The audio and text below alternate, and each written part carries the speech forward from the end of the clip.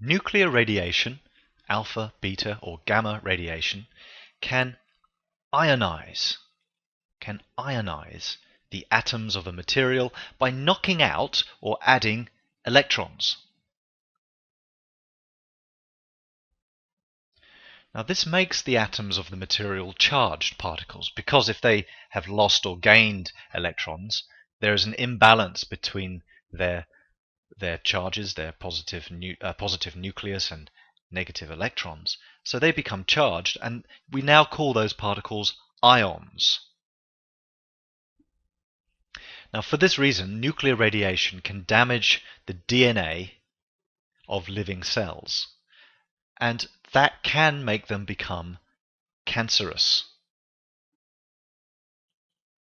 More often than not, if an alpha particle hits a living cell, it will just kill that cell.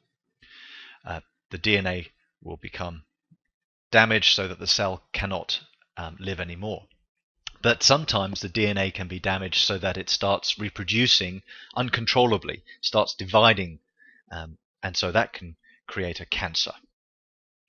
Now, let's just go into this idea of ionization a little bit more detail.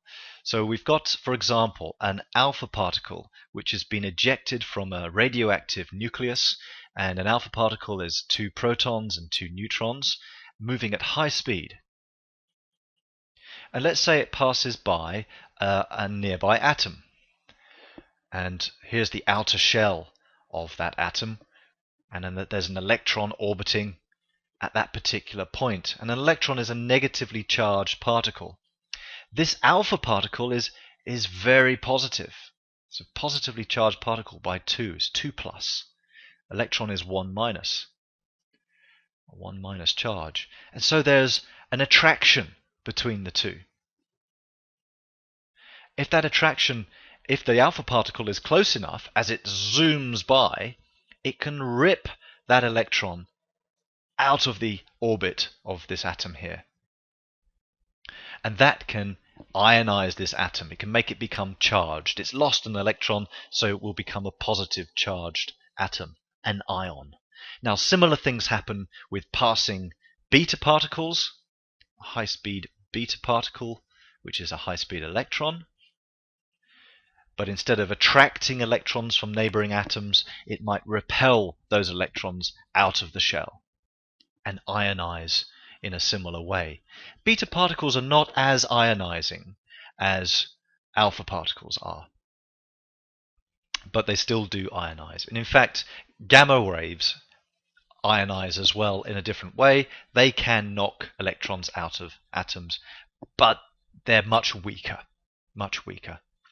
So there we are, that's the ionization. I just want to show you an animation to finish off this flashcard, which shows how atoms can be ionized by nuclear radiation. What we've got is an alpha and beta source over here, and this is in something called a cloud chamber.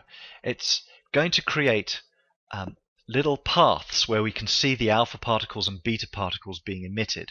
It's sort of like the air trails of a plane in the sky, sometimes called the contrails. So let's take a look at this in action, and you can see that we're emitting these particles. Some have got a longer range than others,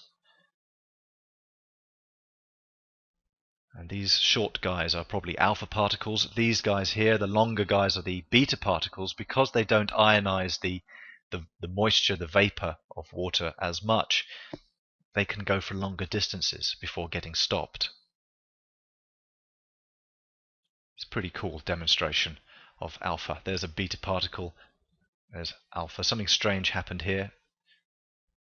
Perhaps that was a bit of background radiation. So cloud chambers can be used to actually track the paths of ionizing radiation.